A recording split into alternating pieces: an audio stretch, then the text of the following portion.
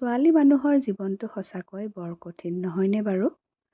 জন্মৰ পৰা যিগৰাকী ছোৱালীয়ে এখন ঘৰত উমলি জামলি ডাঙৰ দীঘল হয়, এটা সময়ত সেই ঘৰখন এৰি আন এখন ঘৰলৈ উভতি আহিব লগা হয়। মনত বহুত ভয় শংকা লৈ সেই ঘৰখনৰ পৰা আন এখন ঘৰলৈ আহে।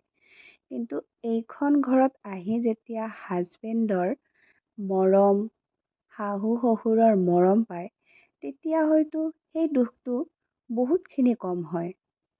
সঁচাকে এই ক্ষেত্ৰত মই বহুত লাকি। মোৰ হাজবেণ্ড, মোৰ শহুৰ দেউতা বহুতেই বেছি ভাল।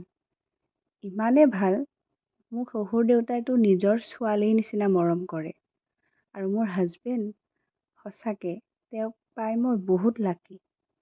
প্ৰতিটো কামতে মোক সহায় কৰে। প্ৰতিটো কামতে সহায় কৰিবলৈ আগবাঢ়ি যায়। সঁচাকে মই ভগৱানৰ ওচৰত ধন্যবাদ জনাইছোঁ যে মই এনেকুৱা এজন স্বামী পাইছোঁ।